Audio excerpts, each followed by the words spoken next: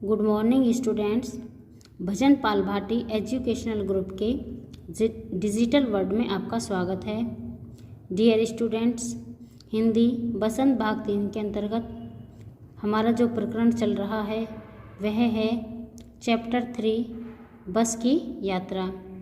हमने कल इस चैप्टर को अच्छी तरह से पढ़ा। आइए आज हम इस चैप्टर के प्रश्न अभ्यास को करते हैं। सबसे पहले हम शब्दार्थ देखेंगे। निमित्त का अर्थ होता है कारण या साधन। गोता का अर्थ होता है डुबकी लगाना। इत्तेफाक का अर्थ होता है संयोग। बियावान का अर्थ होता है जंगल, उजाड़ खंड। अंत्येष्टि का अर्थ होता है दाह कर्म या फिर मृतक कर्म। प्रयाण का अर्थ होता है मरना। बेताबी का अर्थ होता है बेचैनी। आइए अब हम इसके प्रश्न अभ्यास को करते हैं।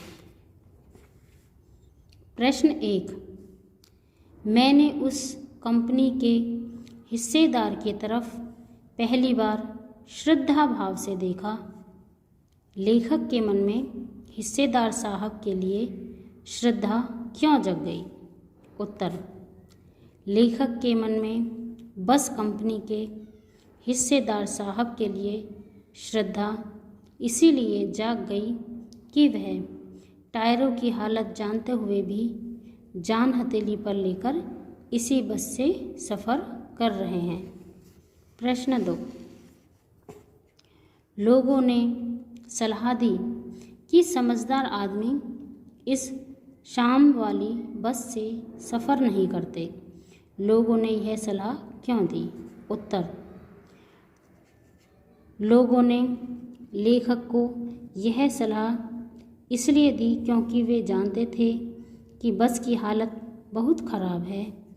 बस का कोई भरोसा नहीं है कि यह कब और कहाँ रुक जाए। प्रश्न 3, ऐसा जैसे सारी बस ही इंजन है और हम इंजन के भीतर बैठे हैं। लेखक को ऐसा क्यों लगा? उत्तर, जब बस चालक ने इंजन स्टार्ट किया तब सारी बस झनझनाने लगी। लेखक को ऐसा प्रतीत हुआ कि सारी बस ही इंजन है और हम इंजन के भीतर बैठे हैं। प्रश्न 4, गजब हो गया, ऐसी बस अपने आप चलती हैं। लेखक को यह सुनकर हैरानी क्यों हुई? उत्तर, लेखक को यह सुनकर हैरानी इसलिए हुई क्योंकि बस की दशा बहुत ख़राब थी। बस की वर्तमान स्थिति को देखते हुए लग नहीं रहा था कि बस चलती भी होगी। प्रश्न 5, मैं हर पेड़ को अपना दुश्मन समझ रहा था। लेखक हर पेड़ को अपना दुश्मन क्यों समझ रहा था? उत्तर, लेखक को डर था कि उसकी बस किसी पेड़ से टकरा न जाए, इसलिए वह हर पेड़ को अपना दुश्मन समझ रहा था।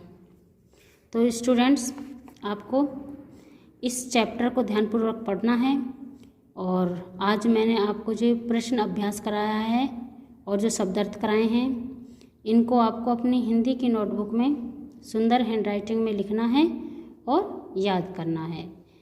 कल हम आपको एक नया प्रकरण पढ़ाएंगे।